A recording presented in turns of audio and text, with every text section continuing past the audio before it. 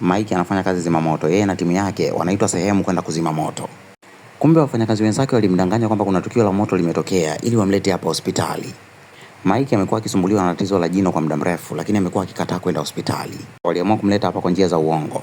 Huyu dada anaitwa Julia, alikuwa anajiandaa kwa ajili ya kupata lunch. Ghafla akaletewa mgonjwa wa jino ofisini kwake.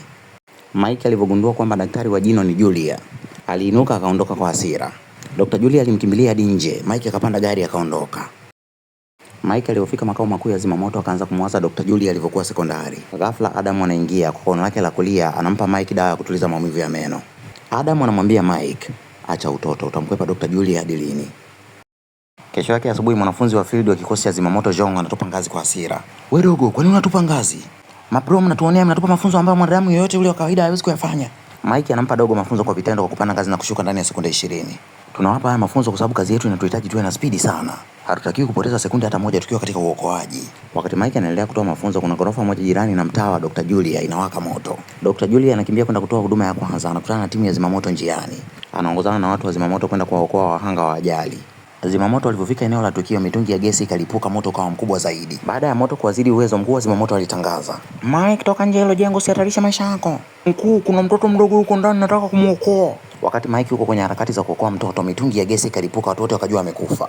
Machozi yalikuwa yameshaanza kumlenga Dr. Julia. Ghafla Mike akajitokeza akiwa amekabeba katoto kwa kono lake la kulia na kushoto. Shughuli nzima ya uokoaji ilipokamilika, Adam alimfuata Mike akampiga ngumi ya kifua kwa kukiuka maagizo ya mkuu wa kikosi cha zimamoto. Naomba nisamehe mkuu. Una akili kweli wewe dogo? Unataka kukistaki kikosi cha zimamoto kwa kosa la kuchubua gari yako kikiwa kinawahi kuokoa maisha ya watu? Dogo alikosa cha kujibu. Dr. Julia alitaka kuongea na Mike, Mike akajifanya yuko bize. Dr. Julia akakumbuka siku ya kwanza anakutana na Mike akiwa sekondari kwenye korido za shule. Mike alikuwa ni mwanafunzi mwenye akili sana darasani. Kuna kipindi alikuwa anamfundisha hesabu Dr. Julia. Julia alikuwa na aibu sana, alikuwa anaogopa kumwangalia mshikaji machoni. Unajua Mike, unavyomkwepa Dr. Julia, unaonekana kabisa kwamba hauja move on hadi leo. Chagua kumsamehe Dr. Julia au tafuta demu mwingine ili move on mwanangu. Upande wa pili, Julia aliendelea kumkumbuka Mike akiwa sekondari. Rafiki yangu Julia, leo nimekuletea zawadi ya hizi pipi. Hizi pipi ni tamu sana. Julia bado ana zawadi ya pipi alizopewa na Mike miaka 10 iliyopita. Dr. Julia anakumbuka jinsi ambavyo Mike alikuwa anapambana na wanafunzi waliokuwa wanamtukana shule. Asubuhi Mike aliitwa ofisini kwa bosi wake. Mike, nimepokea malalamiko kuwa umsikilize mkuu wako. Pia kuna kijana analalamika kwamba amelichubua gari lake. Bosi, naomba usipuuze hizo taarifa. Mike hana kosa lolote. Andika ripoti ya kujitetea isiyozidi maneno 3000 sawa. Mike akaondoka ofisini kwa kasi. Mike, usikasirike, kuandika maneno 3000 ni protocol. Naelewa.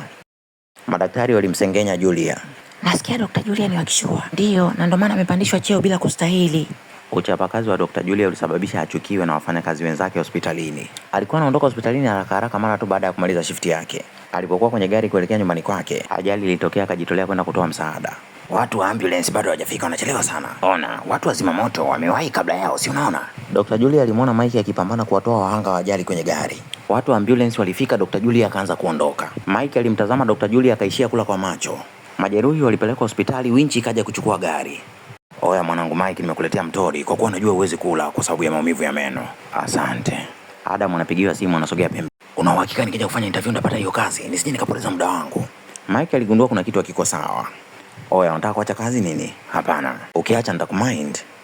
Kesho yake Mike aliwaambia wafanyakazi wapya, wadogo zangu, hii kazi ni wito. Msitegemee kupata pesa wala umaarufu hapa. Director wa hospitali aliwaita madaktari kwa ajili ya kikao. Nimewaambia mjigawe katika makundi mawili kwa ajili ya kushughulikia dharura. Wengi wenu mmekuwa mkimtenga Dr. Julia, acheni wivu. Siku moja Dr. Julia alienda kutembelea chochoro ambazo Mike alikuwa anampitisha ujanani. Katika pita zake akajikuta ametokea nyumbani kwa kina Mike. Dada yake Mike na mama yake Mike walimfukuza. Najisikia vibaya sana kumfukuza yule mtoto pa kwetu. Mama, naomba uache ulokole wako. Julia amemuumiza sana kaka Mike. Sijui kakako amerogwa, kila mwanamke ninayemtafutia anamkataa. Nitajaribu kumuunganisha na marafiki zangu mama. Sitaki kabisa muunganisha mwanangu na marafiki zako wasio na maadili, wanao bleach na kuvaa vikuku. Askari wa kikosi cha zimamoto analetwa ofisini kwa Julia akiwa anavuja damu nyingi. Julia akakimbia kumtibu. Sisi tumefika kabla yao. Dokta, una upendeleo sana. Hata kama mke wangu anauma mafua ungemhudumia. Sisi tumewahi kutoka asubuhi. Wewe dokta unijui. Mike alidaka mkono wa bonge alivyotaka kumpiga ngumi Julia. Julia aliendelea kumpaka dawa askari wa zimamoto kwa kono lake la kushoto. Bro Mike, acha lawama, ulitaka mimi nifanyaje? Ungemzuia asirushe ngumi. Ulivyomzuia wewe inatosha. Mike alivyoona Julia anatoka wodini alikimbia. Dr. Julia alimkimbilia hadi nje ya hospitali. Mike, asante kwa kumzuia bonge. Haina noma, nilikuwa nafanya kazi yangu. Naomba tukale pamoja. Sitaki. Niko busy sana, nashindwa kujigawa. Wanawake kibao wanataka kula chakula na mimi. Wakati Mike anaondoka alikumbuka maisha yao ya shule. Umeipenda? Nimekuletea zawadi ya kiberiti cha sigara chenye sura yangu, ili kila ukitaka kuvuta sigara ukitoa hicho kiberiti unaniona mimi. Ukiniona mimi unakumbuka kwamba sigara ni hatari kwa afya yako, unaacha kuvuta. Julia aliongozana na kaka yake Arnold wakaenda kutembelea nyumbani kwao. Alikuta kinyago chake cha mbao kiko chumbani kwake. Julia alimaindi sana, akamuuliza mama yake, "Mama, kinyago changu kiko wapi?" "Kinyago chako nimekitupa. Kwa kuwa sasa hivi umekuwa daktari, hautakiwi kujihusisha na sanaa za ajabu ajabu. Sitaki tena kuona unachonga vinyago." "Mama, sio sawa." "Umenilazimisha kusomea udaktari, nimekubali. Kwa nini usiniache nijichongee vinyago kwa amani?" Binamu yake Julia anaitwa Shoni anaingia. Shoni ni mwongeaji sana na huwa anakuja hapa mida ya kula tu. "Kiwa nimekumisi." "Niache." "Arnold, nimefungua baa mpya. Njoo kwenye hiyo baa, kuna watoto wazuri kama wote mwanangu. Siku moja wewe unatoka out, huwezi kupata mke kwa kujifungia ndani. Njoo kwenye baa yangu, refresh mind mzee, sio kila siku kazini." "Arnold mwanangu, uende kwenye baa ya Sean ukatafute mke, nataka kuona wajukuu." "Sean, chukua hii bahasha, Julia chukua hii bahasha. Kwenye hizo bahasha kuna picha za wachumba niliowachagulia pamoja na namba zao za simu. Kuna picha nyingi, kila mtu achague mmoja anayempenda, sawa?" Mike alitumia siku nzima kukitafuta kiberiti alichopewaga zawadi na Julia. Alipokikosa ndani, alihamia kukitafuta kwenye dampo. Adam alimuuliza Mike, unatafuta nini usiku? Mike akamwambia ni kiberiti nilichopewa na Julia. "Mwanangu, inaonekana kabisa huja move on. Ungekuwa move on usingetafuta kiberiti ulichopewa miaka 10 iliyopita. Unajua umaskini wangu ndio ulisababisha mimi na Julia tuachane miaka 10 iliyopita. Niliapa kufanya kazi kwa bidii ili niwe tajiri, niikomeshe familia ya Julia." "Pambana mzee, pesa ndio kila kitu." "Sema mwanangu, kuwa matajiri kwa kazi zetu hizi za kuzima moto ni uongo. Njia pekee ya wewe kumsahau Julia ni kumwomba Mungu." Upande wa pili, Arnold alimpa Julia picha mbili za wanaume kwa kono lake la kushoto. "Hao wanaume wawili niliokuchagulia dadangu wana hela kuliko Mike. Ukimchagua yoyote kati ya hao utamfurahisha sana mama." Julia alimwambia Arnold kama vipi waende kwenye baa ya Sean kupunguza mawazo. Julia alipomwona Sean alitabasamu, akaenda kukaa kwenye meza aliyoandalia. "Jisikieni mko nyumbani ndugu zangu, kila mtakachoagiza usiku wa leo nitalipa mimi." Hudumu anamwaga kinywaji mezani kinaenda hadi kwenye viatu vya Arnold. "Anko, samani sana." "Haina shida dada, naelewa. Haya mambo yanatokea, sisi ni binadamu bana, sio malaika." Julia anamwona mdada wa zima moto. "Dada, mmekuja kufanyaje? Kukagua kama jengo lina vifaa vya kuzima moto?" "Natumaini huyu dada atakuwa amekuja na Mike." "Dada, Mike yuko wapi?" "Mike yuko kitengo tofauti ya usiki na ukaguzi." Julia na mind kinoma alikuwa na hamu sana ya kumuona Mike. "Sean, hivi karibuni nimekuwa nikionana mara kwa mara na Mike." "Tafuta mwanaume mwingine, achana na Mike. Mama yako hawezi kabisa kumkubali." Alipokuwa ananawa kwenye sinki alimkumbuka Mike. Hapo zamani za kale amewahi kwenda klabu akiwa na Mike. Alipokuwa anaelekea chooni alikutana na watu wanakisi kwenye korido. Mike alimkuta Julia ameduhaa na shangaa. "Acha kuangalia watu wanaokisi, utapofuka macho." Alitoka klabu akaamua kwenda kumfuata Mike kazini kwake. "Nikusaidie nini?" "Naomba kuonana na Mike." Mike alimwambia mlinzi amwambie Julia kwa hayupo. Wakati alisimama upande wa pili akiwa na mbwa alishuhudia kila kitu. "Unasema hayupo?" "Ndio." Wakati Julia anaondoka, ofisa Charlotte alikuwa anarudi kutoka baa. "Nimekuletea msosi." Charlotte alishangaa kumuona Julia hapa, akahisi kuna kitu kinaendelea kati yake yeye na Mike. Mike alipata likizo kazini akarudi Uswahilini kwao. "Julia alikujaga hapa kukuulizia." Sitaki hata kumsikia. Mike anakumbuka Julia alivyokuja nyumbani kwao kwa mara ya kwanza. "Hapa ndo kwetu." Alimsaidia kumwagilia maua, wakacheza michezo kadhaa. Julia alikuwa na furaha sana. "Niambie ukweli, umepaonaje nyumbani kwetu?" "Pazuri sana, nimependa mama yako alivyobandika mikeka sebuleni." Siku chache baadaye Julia alimwomba Mike wakutane barabarani. "Mike, naomba tuachane, siwezi nikaendelea kutembea na mwanaume anaishi kwenye kinyumba kidogo kama kiberiti. Futa namba zangu usinitafute tena." Wakaangaliana kwa sekunde kadhaa. "Julia, siwezi kuishi bila wewe." Julia akakimbilia kwenye gari akaondoka. Mike hakutaka kabisa kumpoteza Julia. Akaanza kuikimbiza ile gari. Gari ilimzidi mbio, akakata tamaa. Alikuwa anaandika kwenye vioo vya nyumba ya kina Julia, "Naomba tukutane chini ya mti." Julia hajawahi kuja. Tukio la mafuriko lilifanya Mike arudishwe haraka kazini. Maji yalijaa kwenye barabara za chini. Usiku gari la Julia lilikwama chini ya daraja akiwa anaelekea hospitali. Milango ya gari ilijiloki, maji yakaanza kuingia kwenye gari. "Hello 911, nimekwama chini ya daraja, maji yanaingia kwenye gari yangu, naomba mje mniokoe." Alianza kusali sala ya mwisho, akaona kuna mwanga unakuja kwenye kioo. Kupitia mwanga wa tochi Mike aligundua aliye ndani ya gari ni Dr. Julia. Alivunja kioo cha gari kwa kono lake la kushoto akamchomoa Dr. Julia. Alimbeba Julia. Julia alivyoanza kujibebisha alimtupia upande wa kushoto kwa hasira. "Acha kujishaua Mike, najua unanipenda ndio maana unakuja kuniokoa kwa haraka." "Kuokoa ni kazi yangu, hata angekuwa mbwa ningemuokoa." Mike aliondoka na boti ya zimamoto. Julia akakimbilia hospitali. Mafuriko yalisababisha hospitali ijae wagonjwa wengi sana. Mgonjwa mmoja alikuwa anahitaji upasuaji wa haraka sana, la sivyo angeaga dunia. Madaktari walikubaliana wamsubiri Dr. Jonathan, mtaalamu wa masuala ya upasuaji, afike hospitali. Kwa kuwa barabara zimezibwa na mafuriko, Dr. Jonathan alichelewa sana kufika. Julie aliamua kumfanyia upasuaji yule mgonjwa pamoja na kwamba madaktari wenzake walipinga. Kwa kudra za Mwenyezi Mungu alifanikiwa kuokoa maisha ya yule mgonjwa. Aliwaandikia dawa wagonjwa kadhaa. Director alimwita ofisini kwake. Ndio umeokoa maisha ya mgonjwa, lakini umefanya vitu vya hatari sana. Naomba ili jambo lisijirudie, sawa? Nakupa onyo. Makubwa, nizani ananiita kunipongeza kumbe ananiita kunilaumu. Baada ya kazi alianza kulikausha koti alilopewa na Mike baada ya kuokolewa. Akili yake ilikuwa mbali sana, wafanyakazi wenzake walihisi kuna kitu hakiko sawa. Baada ya mafuriko kuisha, Mike aliruhusiwa kuendelea na likizo yake. Alikuta mdogo wake Muni amewaalika marafiki zake kama wote. Bro, twende ukale na marafiki zangu. Nishakwambia sitaki. Kaka Mike, twende na wewe. Alibembelezwa akakubali. Hivi Mike anajua kuwa tulimwadapti? Hajui kabisa kuwa alimpoteza babake mzazi akiwa na miaka 10. Mamake alivuna romba alimtelekeza akaenda Ulaya. Popote alipo mamake Mike kwa sasa, namuombea asiwe na amani. Inabidi tuhakikishe mwanetu Mike anakaa mbali na Julia. Yule binti ni binafsi sana. Mike anamwangalia rafiki wa mdogo wake anayefanana sana na Julia. Anakumbuka kipindi wanasoma, Julia pia alikuwa na aibu sana na alikuwa haongei. Binti anayefanana na Julia anaitwa Sonia. Ni mhudumu aliyemmwagia kinywaji Arnold kwenye baa ya Sean. Bro Mike, nikuunganishie, nimekuona ulivyokuwa unamtolea macho Sonia. Niambie tu kama unamtaka niunganishe nyaya sasa hivi. Achana na mimi. Julia alimuuliza Mwamba, Mike yuko wapi? Mwamba akamwambia yuko kwao. Akaja hadi nyumbani kwa kina Mike kumrudishia koti lake. Mike alitoka nje ya nyumba kuongea kitu. Akachukua koti lake kwa nguvu. Akaangaliana kwa sekunde kadhaa bila kuongea kitu chochote. Akaondoka akamwacha mtoto watu peke yake. Siku chache baadaye hospitali ya kina Julia iliandaa semina kwa ajili ya majanga ya moto. Alikuja ukumbini kwa furaha akitegemea atamuona Mike. Zimamoto alimtuma Charlotte aje awape madaktari mafunzo ya masaa 2. Mike alikuwa busy akiwapa mafunzo wafanyakazi wapya. Zamu yako. Shika kamba juu na nyuma, alafu shuka kwa kutumia miguu yako. Madogo anaangalia mafunzo kwa umakini. Sema we boya, ulimwokoa Julia kimahaba. Acha ujinga. Kikosi kizima cha zimamoto kinaamini mshikaji anampenda Julia. Charlotte alimaliza semina kwa kuonyesha kikosi kizima cha timu nzima ya zimamoto kwenye projector. Julia alipata wivu madaktari wa kike walivyokuwa nasifia uhandsome wa Mike kwenye picha. Julia alimfuata Charlotte kumuuliza Mike ni mtu wa aina gani.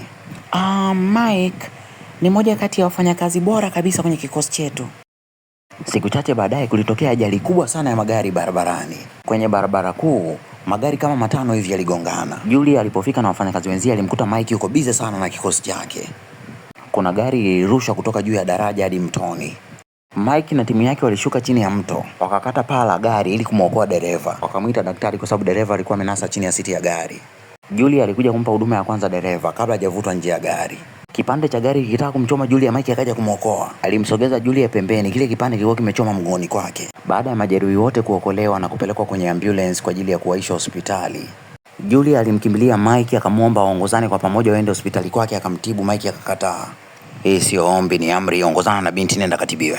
Mike aliongozana na Julia kwa amri ya mkuu wa kikosi. Kwani uwezo kanitibu bila mimi kuvua hii t-shirt? Au furaha yako ni kuona kifua changu? Sivui. Ukitaka nikubali kuvua t-shirt, nibadilishie daktari. Mike, acha kusumbua, madaktari wote wako busy. Julia alikishona kidonda cha Mike bila kumchoma sindano ya ganzi. Unatakiwa kuja hapa kubadilishiwa bandage kila siku kwa wiki nzima. Bila shaka tumeelewana. Julia, hauna lolote, umenipa masharti magumu kwa sababu unataka kuniona hapa wiki nzima. Wewe kaka bado unanipenda na maana umejitolea kuchomwa mgongo kwa ajili yangu. Nikwambie mara ngapi kwamba hauna uspecial wote, kazi yangu mimi ni kuokoa watu. Kabla hajaendelea kuzungumza, Charlotte anaingia. Mike, vaa nguo haraka haraka. Sogea nikuvalishe. Charlotte anamsaidia mshikaji kuvaa nguo, moyo wa Julia unalipuka kwa wivu. Ngoja nikakuchukulie viatu. Malumbano yakaendelea. Naomba waache shobo. Mike, nisamee, mama alinilazimisha nikuache. Sasa hivi nimekuwa mtu mzima najitegemea, hawezi kunipangia cha kukifanya. Sidhani kama nitakusamehe. Ulinimwaga kama maji machafu uliotoka kuoshea vyombo. Umenifanya niachukie mapenzi, umenifanya niwachukie wanawake. Naogopa sana kuumizwa na ulinda moyo wangu. Baada ya Mike kuondoka, Julia alilia sana. Charlotte alimletea Mike viatu vyake. Charlotte aliamua mchane Mike makavu. Kama hutaki kurudiana na Julie, naomba anzisha mahusiano na mimi, nakupenda sana. Sitaki mwanamke yoyote kwenye maisha yangu kwa sasa. Akasambaratika. Vipimo vinaonyesha dereva aliyeokolewa kwenye gari ana ugonjwa hatari unaosambaa kwa kugusana.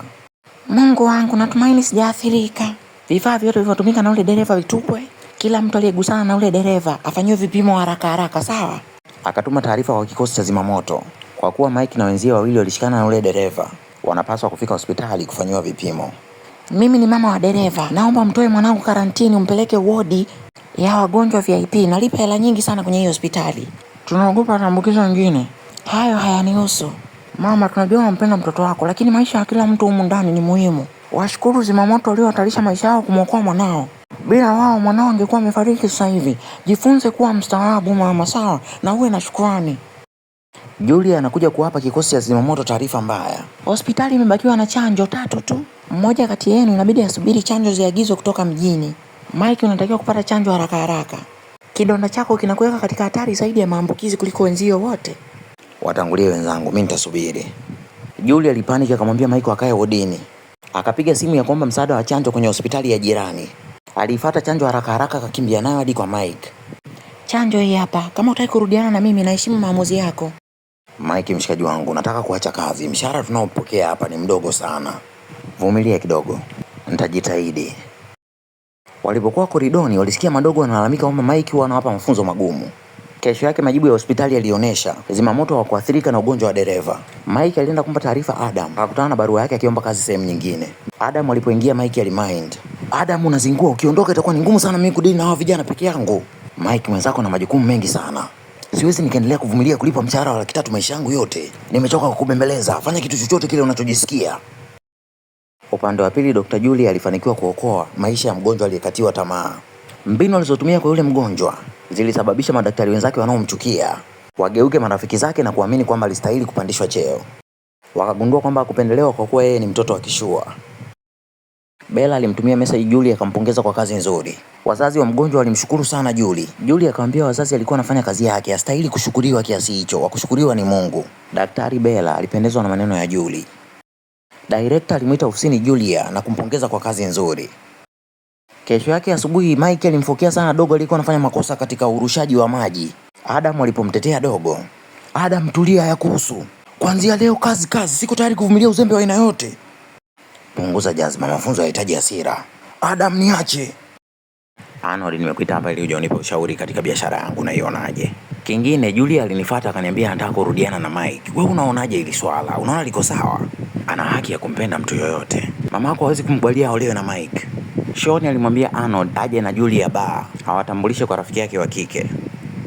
Julia, huyu ni rafiki yangu anaitwa Annie. Julia na Annie walianzisha mazoea kwa kasi sana usiku ule. Wakafanya mashindano ya kunywa pombe usiku ule. Julia alishinda. Annie, acha pombe. Umelewa hadi unashindwa kusimama. Arnold alimkokota Julia hadi kwenye gari. Sonia akamwomba msamaha Arnold. Anko, samani kwa kuangua gari yako na basikeli yangu. Breki zinishinda. Jamaa alimsamehe Sonia akamwendesha dada yake hadi kwenye apartment yake. Baada ya kufanikiwa kumlaza Julie, alienda kulala sebleni kwenye kochi. Akakumbuka siku ya kwanza anakutana na Julie. Kumbe Julia sio mdogo wake wa damu. Wazazi wake walimuadapt. Wazazi wa Julia walifariki kwenye ajali ya gari alipokuwa mdogo sana. Wazazi wa Arnold walimchukua kutoka hospitali usiku huo. Kutoka siku hiyo wawili hao wakawa ndugu. Arnold anampenda sana Julia. Utotoni alikuwa anaenda kumwokotea midoli ambayo mama yake ameitupa. Julia alipoamka asubuhi alikuta Arnold amemwandalia breakfast. Nimekutana na Mike, amekataa kabisa kunisamehe. Sidhani kama nitakuja kumpata mwanaume mwingine kama Mike kwenye hii dunia. Naamini sisi wengine hatukumbiwa kabisa kupendwa. Arnold aliumizwa sana na maneno ya Julie. Arnold alimwambia Julie, kwa kuwa leo uendi kazini, hakikisha unaenda nyumbani kumsalimia mama. Mida ya mchana, Mike na kikosi chake walipigiwa simu ya dharura.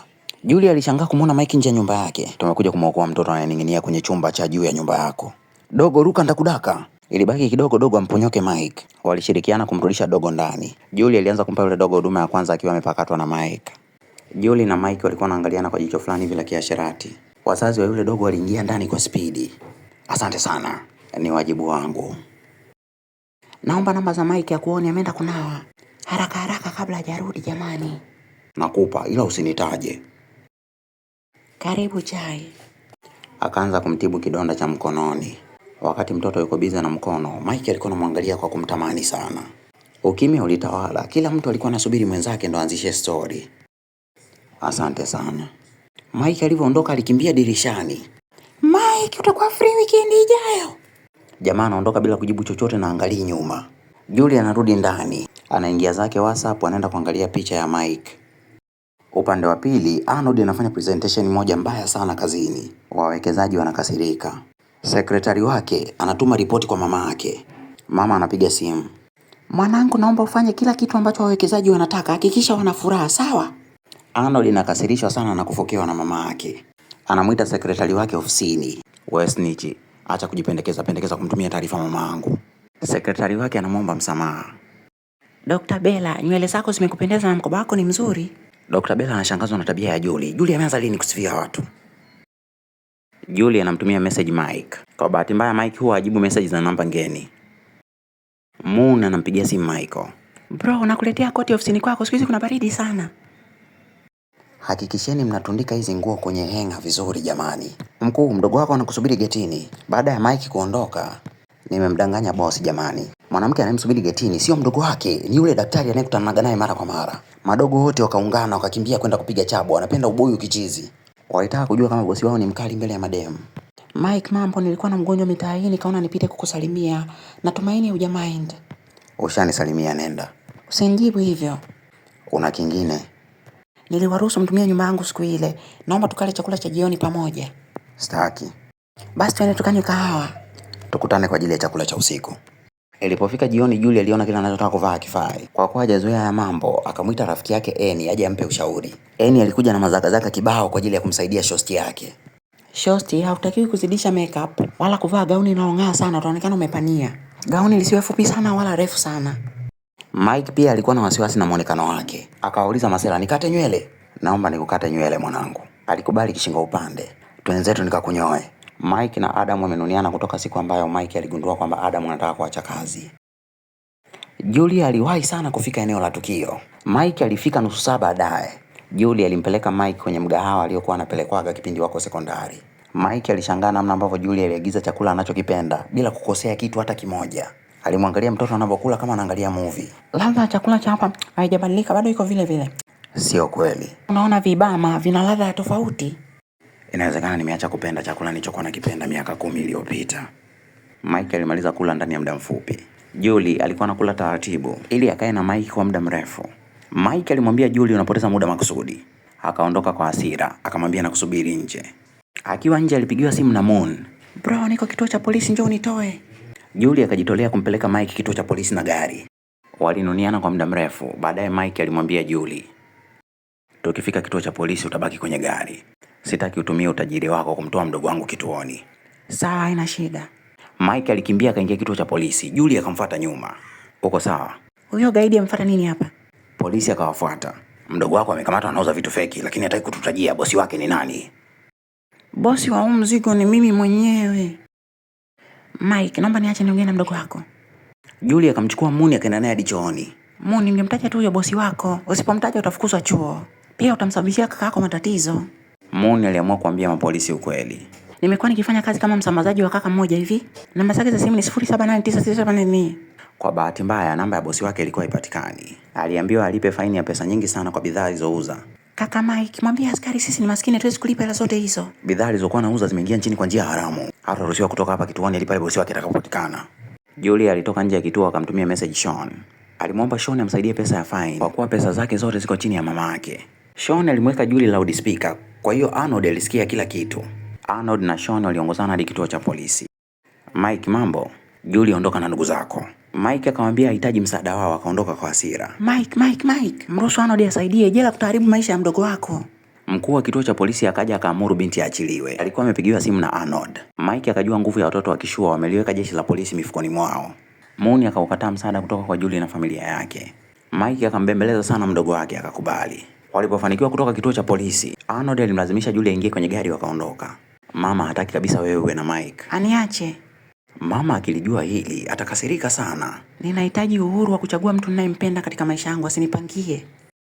Kwa nini umekuja na ule mwanamke gaidi kituo cha polisi? Nimejaribu kumkwepa imeshindikana, nimetumia kila njia. Kwa kuwa najua unampenda sana Julie. Nikikutana naye siku nyingine nitaacha kumnunia kama zamani. Dogo, kama unampenda kweli Mike, tumia kila njia kumwomba msamaha. Maisha mafupi. Akiendelea kukukataa, kukuringia, usimlazimishe. Korea kuna wanaume wengi sana, tafuta mwingine. Ngoja nikafikirie. Natamani kumkubali ila roho inakataa. Zimamoto walipigiwa simu, wanahitajika kwenda kumwokoa dada ambaye anataka kujiua. Huyu dada alimnyima bosi rushwa ya ngono akafukuzwa kazi. Badala ya kumtetea, familia yake iliishia kumlaumu. Dada, usijirushe, kunywa ya maji kwanza utulie. Hii hali unayopitia wewe inawakuta mabinti wengi sana hapa nchini Korea. Wakati Adam anapiga story na Dem, watu wake walikuwa wanapiga mahesabu ya kumwokoa. Binti aliguswa na maneno ya Adam. Familia yake ikaanza kumtukana, wewe ni mpumbavu, najuta kukuzaa. Dada nipe mkono. Demu akaruka, Adamu akaruka kamwai akamdaka hewani. Akadondoka naye hadi kwenye godoro lililojaa upepo. Adamu alipoinuka akaanza kuwafokea wananzengo. Mna roho mbaya, mtu anataka kujiua baada ya kumfariji mnaanza kumtukana. Mnajua ni jinsi gani kazi yako kwa watu ilivyo ngumu. Mkuu usilie, unaliaibisha jeshi. Unasema ulikamatwa na polisi? Bosi yule niunganisha naye ni tapeli. Amesababisha kakaangu aingie kwenye deni la faini kubwa. Sonia alijisikia vibaya sana. Aliahidi kufanya kazi kwa bidii ili alipe deni la kaka yake. Mike alipata taarifa za kazi nzuri iliyofanywa na Adam mchana wa leo. Akamfuata kumpongeza. Oya Adam, hongera na naomba unisamehe kwa kununia siku 2-3 nilipanic. Haina noma mzee, naelewa. Oya, kwanzia leo iwe peace and love man. Baridi bobu. Adam na Mike wakawa wamemaliza tofauti zao wakaenda kupata chakula cha jioni kwa pamoja. Usiku Adam alipokea message kutoka kwa mwanamke aliyemwokoa mchana. Asante sana kwa kuokoa maisha yangu, Mungu atakulipa. Naahidi nitathamini kila sekunde ya uhai wangu. Message ya binti inasababisha Adam aahirishe kuacha kazi ya uzima moto. Adam, naomba tuachane. Siwezi kuendelea kudeti na mkaka zima moto anayepokea mshahara 300,000. Adam alilia kwa uchungu, akachana barua ya kuomba kazi. Kesho yake Mike alienda kwenye semina inayohusu matumizi ya maroboti katika uokoaji. Mike alimkosoa Austin kuhusiana na ukamilifu wa maroboti. Kuna baadhi ya kazi maroboti hayawezi kufanya kabisa. Kuna muda askari anatakiwa kubadilisha maamuzi kulingana na hali iliyomkuta. Maroboti anakariri akiambiwa hatua 2-3 yanafuata 2-3. Austin anamfuata Mike baada ya semina. Anamwambia Mike maroboti ni idea nzuri. Mike anamkataa, anaondoka. Alienda kwa director. Naomba kubali ombi la Adam kuacha kazi mkuu. Nitasimamia kila kitu mimi. Mbona Adam hajaleta barua ya kuacha kazi hapa? Mike alishangaa kuona Adam kuituma ile barua ya kuomba kuacha kazi. Adam na timu yake walienda kuzima moto sehemu. Bahati mbaya Adam alianguka alipoenda kumwokoa mtu ndani ya jengo. Wenzake walifanikiwa kumwokoa lakini alikuwa ameungua sana. Mike alipopata taarifa alikimbiza gari hadi hospitali. Alipofika hospitali alikuta Adam amezidiwa sana. Kono lake la kushoto na shavu lake la kushoto vimeungua hatari. Mike alilia kinoma. Adam akamkataza mshikaji kulia. Hofu yangu iko kwa yule mwanamke niliyemwokoa. Sijui atakuwa salama kweli, maana na yeye aliungua sana. Najivunia sana kufanya kazi na mtu kama wewe Mike, mwenye roho nzuri na mchapa kazi. Adam alipopata nafuu ofisini kwake walimfanyia sherehe ya kumpongeza. Adam alistaafu kazi akiwa na nyota nyingi sana. Marafiki zake walimuaga kwa vilio. Mike alimkumbatia mchizi akalia machozi ya furaha. Wakapigiwa simu wanahitajika sehemu. Mike na timu yake wakaenda kujiandaa haraka haraka, wakapanda kwenye gari wakaondoka wakamwacha Adam peke yake. Adam alistaafu kazi kishingo upande. Alipokuwa njiani girlfriend wake alimkimbilia akiwa na maua kibao. Lione huko nilivyokuambia tuachane, nilikuwa natania ukaacha kunipigia simu kweli. Adam, siwezi kuishi bila wewe, uwe na kazi au usiwe na kazi. Manzi akamshika mkono Adam wakaanza kuelekea nyumbani kwao taratibu. Julie, kwenye zile picha za wachumba nilizokutumia umemchagua nani? Akamuonesha mama yake picha ya mwanaume aliyemchagua. Umefanya maamuzi sahihi sana kumchagua Austin. Austin ndio yule jamaa ambaye alienda kuwapa semina ya maroboti wa kina Mike. Mama anamwambia mwanae asisahau kumpigia simu Austin. Kesho yake Mike akaanza kuwapa mafunzo wanafunzi akiwa peke yake bila msaada wa Adam. Mwanamke aliyeokolewa na Adam alizinduka. Hakuupenda kabisa muonekano wake. Alifukuza madaktari wote. Kuungua sio mwisho wa maisha. Dr. Bella, unasema hivyo kwa sababu sura yako haijaungua. Wanapata taarifa kuwa kwenye apartment mabomba ya gesi yamepasuka. Wyatt anafanikiwa kumwokoa mzee aliyekuwa amezimia ndani ya nyumba. Walipomlaza huyu mzee kwenye machela alizinduka. Kwa nini mmeniokoa? Mimi nilikuwa najaribu kujiua. Wyatt alivyosikia maneno ya huyu mzee alijuta kupoteza muda wake kumwokoa. Bora angepoteza muda wake kuangalia video za Freddy Flix. Waliporudi ofisini, Mike alienda kuongea na Wyatt. Alimwambia dogo asife moyo kisa mtu mmoja aliyemwokoa amemjibu vibaya. Dogo, leo ilikuwa ni siku mbaya kazini, kitu ambacho ni kawaida sana kwa wanadamu kutokea. Kubali kufanywa upasuaji. Sitaki mimi kufanya upasuaji, utanisaidia nini? Sura yangu isharibika. Bora nife hata leo kuliko kuishi maisha ya kuwa single maisha yangu yote. Watu wote tokeni, sitaki kumuona mtu odini. Baada ya watu wote kuondoka, Julie alikuja kumweleza huyu dem kuhusiana na Adam. Dada, kuwa na shukrani. Mungu alimtuma Adam akuokoe kwa kuwa Mungu bado ana mipango na wewe. Adam alipona. Alipata ulemavu wa mkono na sura yake iliungua upande. Binti alikubali kufanya upasuaji. Madaktari wengine walijiuliza Dr. Julie ametumia mbinu gani kumshawishi yule dada akubali kufanya upasuaji. Inawezekana ni mshirikina. Masaa machache baadaye raundi ya kwanza upasuaji wa binti ilikamilika. Arnold na Julie walienda nyumbani kwao weekend. Ulifanyia nini pesa nyingi uliyoitoa kwenye akaunti yako katikati ya wiki hii? Nilisahau kuwa nikitoa pesa benki message za miamala zinaenda kwa bi mkubwa. Arnold alitumia zile pesa kumsaidia mdogo wa Mike. Arnold alidanganya kuwa alitumia zile pesa kuinvest kwenye biashara. Wote wawili kaeni mkijua, mkitoa hela benki mimi natumiwa message. Wewe umeshaonana na Austin? Bado mama. Julie, jitahidi sana uonane na Austin hivi karibuni, sawa? Julie aliinuka akaenda chumbani kwake. Mimi sio mtoto mdogo. Najua ulitumia pesa zako kumtoa mdogo wa Mike kituo cha polisi. Arnold alijisemea, huyu mama kama mchawi, amejuaje vitu vyote hivi? Julie alienda kuonana na Austin. Wakati ndo kwanza wanaendelea kufahamiana, akapokea message ya muamala uliotumwa na Mike. Akamdanganya Austin. Kuna dharura imetokea hospitali, natakiwa niondoke. Takuona lini tena? Akamtumia message Mike. Naomba tukutane mgawani jioni. Sawa sawa, haina shida. Mike akamuuliza mama yake, kuna mdada anampenda sana ila roho yangu inasita nifanyaje? Pata moyo wako unachokwambia bagwi. Hii ndumbula jili kusioba. Nilikutana na Austin leo ila nikaondoka mapema nipata emergency. Mama, naruhusiwa kumpenda mwanaume mwingine? Ukichagua mwanaume wa ajabu ajabu, historia itajirudia. Baada ya Mike na Julie kuachana, mama yake alimpeleka Julie kusoma Ulaya. Barua zote ambazo Mike alikuwa anamtumia Julie, mama yake alikuwa anazichukua, anazichana, anazichoma moto. Mike alituma barua nyingi sana lakini hakujibiwa hata moja. Zote zilichomwa. Nikikuona sehemu yoyote ile uko na ule mpuzi wako Mike, nitaiambia serikali kabomoe nyumba yao kule Uswazi. Julia, muda unakwenda mwanangu, unazeeka, sioni ukileta mtu hapa nyumbani, nini shida? Baba, mimi bado nampenda sana Mike. Unajua kitendo cha wewe kumpenda Mike ni kuhatarisha maisha ya yule kijana. Mama yako unamjua vizuri kichaa chake. Nifanyaje kumshawishi mama amkubali Mike baba? Hakuna utakachoweza kufanya, inabidi uchague kati ya Mike au mama yako. Julia akakumbuka siku ya kwanza anamwambia mama yake kuhusu Mike. Mike maskini, mtoto wa muuza mboga mboga. Utachagua kati ya mimi na Mike, yupi ni bora kwako? Mama yake alimpa vitisho vingi sana, mwisho wa siku akaamua kuachana na Mike. Julia na Mike walipokutana walikosa vitu vya kuongea. Kila mtu alikuwa anasubiri mwenzie aanzishe mada. Asante kwa kuokoa maisha yangu mara kwa mara. Mike, kuna kitu sijapenda. Mimi na wewe ni kama ndugu. Hakukuwa na haja ya wewe kunirudishia gharama nilizozitumia kulipa fine ya mdogo wako Moon. Julie, kiukweli sijui nianzie wapi kukuelezea. Anzia popote. Natamani nisingekutana na wewe katika haya maisha, huenda ningekuwa siyapitia haya. Kabla Mike hajamalizia kujieleza, wanasikia makelele kutoka upande wa pili. Mike anainuka, anakimbia kutoa msaada. Anaingia katikati ya moto, anamwokoa mpishi jikoni. Anarudi tena kwenye moto, anamwokoa mwanamke aliyekuwa amejificha chini ya meza. Anampeleka yule mwanamke mbali na moto. Anafuata vifaa vya kuzimia moto. Mwanamke aliyeokolewa ni Annie ambaye ni rafiki wa Julie. Alivutiwa na ujasiri wa Mike. Annie anagundua kwamba Julie anafahamiana na Mike. Naomba namba za yule mkaka niliyekuwa naye kwenye mgahawa. Julie amwambia kuwa Mike ni ex wake. Anampa rafiki yake namba kiroho safi. Annie anampigia simu Mike, anamshukuru. Mike, naomba tuonane face to face. Mike anamkatia simu. Julie anatabasamu.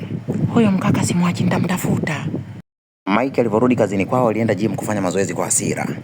Kwa nini nashindwa kumtoa yule mwanamke kichwani mwangu? Kwa nini nashindwa kumtoa yule mwanamke kichwani mwangu? Julie anamtumia message Shoni ajibu. Anaamua kumpigia simu. Shoni anamwambia njoo bar. Shoni alikuwa anapiga story na Arnold pamoja na Annie ofisini kwake. Julie alishangaa kumkuta Arnold pamoja na Annie hapa. Shoga yangu Julie, bora umekuja. Hivi mimi nina mikosi gani jamani kwenye haya mapenzi? Yule mkaka handsome Mike nampigia simu kila siku apokei, namuomba tukutane hataki, ananiblock. Wakati anaendelea kulalamika huku na huku anapokea message Mike anataka waonane. Annie anaanza kujipodoa kwa furaha. Anawaambia watu wote hao kwamba anaenda kuonana na Mike. Anaondoka kwa spidi kwenda kwa Mike. Arnold na Shoni wanajiuliza Annie amekutana vipi na Mike. Julie alienda bafuni, akalia kinoma, baada hapo akanawa uso. Alisikia aibu sana alipogundua kwamba Sonia amemwona akiwa analia. Akaondoka bila kumsemesha. Kutoka umekutana na Julia umekuwa ueleweki, umekuwa na hasira, umekuwa na mawazo. Kwa nini kumkataza kwenda? Wewe ndio utakiwa mkataze kama mwanaume. Julia alianza kunywa pombe kwa ajili ya kuondoa mawazo. Alilewa sana, akaondoka baa akiwa na yumba. Alikataa kusindikizwa na Shoni wala Arnold. Walianza kuifuata taksi aliyopanda nyuma. Wakagundua kwamba hii taksi inaelekea nyumbani kwa kina Mike. Alienda kugonga mlango. Muni akafungua lango kwa kona lake la kulia na kushoto. Akaanza kuita Mike. Mike hayupo, kaenda kuonana na mwanamke sijui anaitwa Annie. Alikaa chini kumsubiria. Dada Mike huyo hapo. Shoni akampita Michael, akaja kumchukua Julie kwa nguvu. Julie akagoma. Mike, umeamua kutoka out na Annie, hii uniumize kwa sababu unajua nakupenda. Akamsukuma Mike. Ipo siku utanikumbuka. Sikutaka tuachane, mama wangu ndo alinilazimisha. Nimefungua akaunti ya benki na kusanya hela ili niache kuwategemea wazazi wangu niwe na wewe. Mike, huo ni umama. Nakupenda, najua na wewe unanipenda, yeye unaniringia, sijui ukoje. Mike alikaa kimya, Julie akamfuata. Niambie unanipenda. Shoni akaja kumbeba. Bro, kama unampenda ule mwanamke msamehe. Niache kwanza nifikirie. Mike aliinuka akaanza kuwakimbilia, kimbilia nduki. Waliangaliana na Arnold kwa hasira. Arnold akaondoka na dada yake. Mike akakumbuka kipindi wako shule. Arnold alikuwa na tabia ya kumuondoa Julia kila wanapolumbana. Alikuwa anamchukua anaondoka naye. Huyu mtoto nampenda sana, inabidi tu nirudiane naye. Arnold alikuwa anataka kumpeleka Julie kwa mama yake. Naenda naye hadi nyumbani na geuza. Mama yako akigundua kama amelewa itakuwa jao. Arnold anakumbuka namna ambavyo alikuwa akimsaidia Julie kutoka utotoni. Usiku alikuwa akiota ndoto mbaya, alikuwa anakuja kulala chumbani kwa Arnold. Kumbe ule ujumbe ambao Mike aliuacha dirishani kuwa tukutane chini ya mti ulifutwa na Arnold kwa wivu. Kesho yake asubuhi, Mike alipanga kukutana na Julia. Familia yake ilimwambia Mike hii ndio iwe mara yako ya mwisho kukutana na yule gaidi. Mike akampigia simu Julie, naomba tukutane. Sawa, njoo nyumbani kwangu. Mike alifika eneo la tukio. Mike, naomba unipikie uji wa mchele. Mike alimpikia uji Julie. Walikosa maneno ya kuongea kwa muda mrefu sana, walishia kuangaliana tu. Hivyo najua kuwa jana usiku ulisema hutaki kuniona tena kwenye hii dunia. Ni kweli hutaki kuniona tena au ulikuwa umelewa? Ndiyo, sitaki kukuona. Sura na kauli zake vilipishana. Naomba uniambie ukweli, unataka tuwe pamoja au unitaki niondoke kwenye maisha yako milele na milele? Ukikubali kuwa na mimi nitakuwa na wewe daima, nitaachana na wanawake wote. Mike akamwambia Julie anampa muda ajifikirie, akaondoka. Julie alibaki njia panda. Akimkubalia Mike familia yake itamtenga.